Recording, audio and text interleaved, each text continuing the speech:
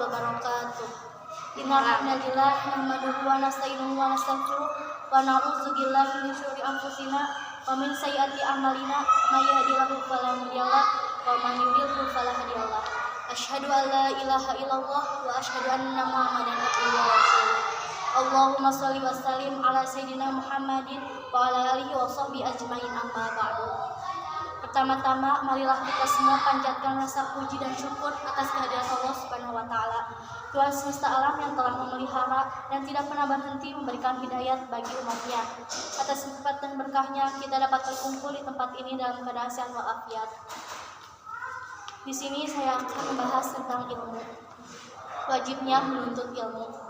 Selama ini kita menganggap ilmu agama adalah sesuatu yang tidak penting, karena kebanyakan kita tidak mengetahui bahwa menuntut ilmu dalam agama Islam adalah suatu kewajiban.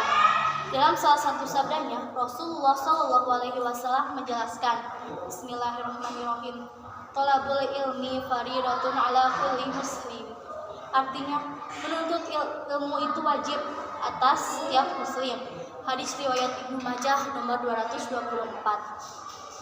Hadis ini adalah dalil wajibnya setiap muslim untuk menuntut ilmu agama.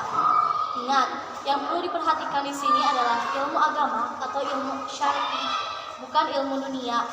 Maknanya kita diwajibkan untuk mempelajari ilmu agama, terutama ilmu yang berkenaan dengan amalan yang fardu ain. Karena suatu amalan yang mengikuti atau mengharuskan adanya amalan tersebut, maka hukumnya mengikuti amalan yang dituju.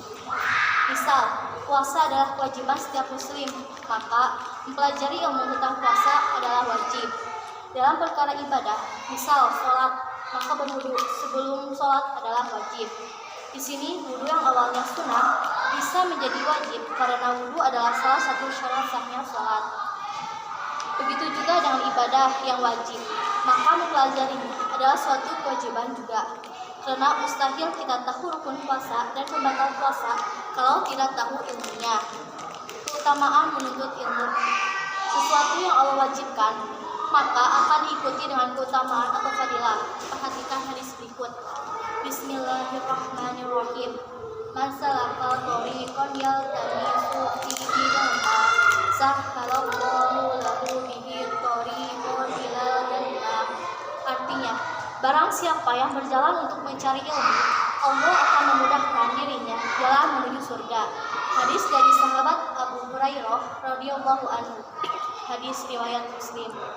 Sebagian ulama memandang hadis ini sebagaimana teksnya, yaitu usaha kita dalam mendatangi majelis ilmu sudah dihitung sebagai pahala yang dengannya akan Allah mudahkan jalan menuju surga.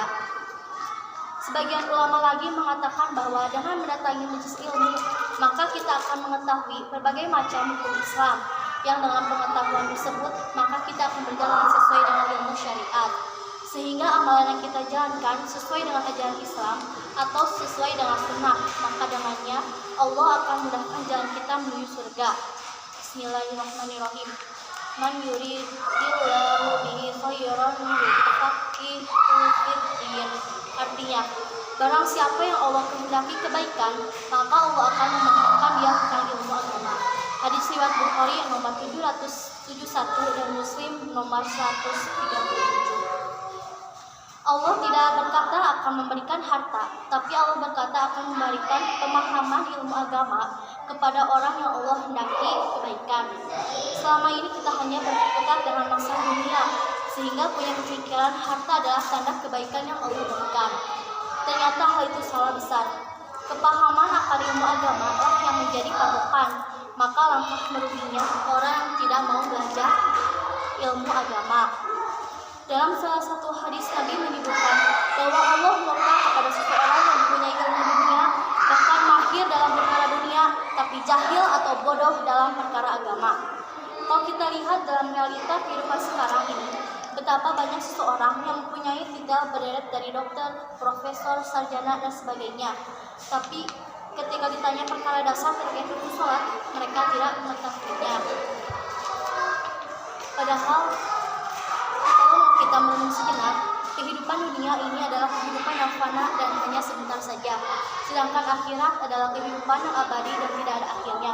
Apakah pantas kita berusaha sekuat tenaga untuk perkara sedangkan lalai dan santai untuk perkara akhirat, sungguh ini adalah perbuatan yang mencela. Setelah saya uraikan perkara wajibnya menuntut ilmu bagi seorang muslim, lalu keutamaan menuntut ilmu sekarang, apa yang harus kita lakukan?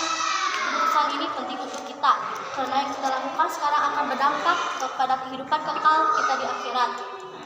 Langkah pertama yang perlu kita lakukan adalah dengan mengevaluasi diri kita dengan jujur.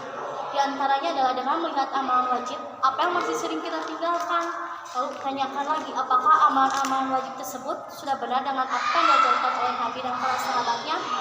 Langkah kedua adalah bertaubat kepada Allah Subhanahu wa Ta'ala atas kelalaian kita selama ini terkait dengan menunaikan kewajiban menuntut ilmu.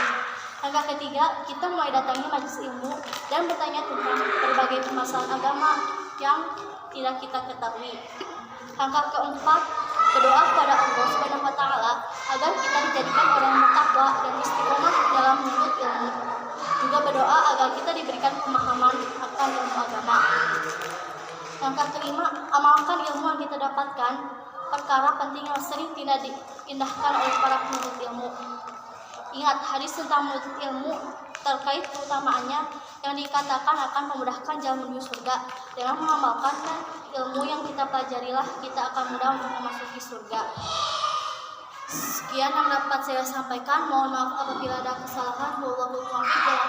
Wassalamualaikum warahmatullahi wabarakatuh.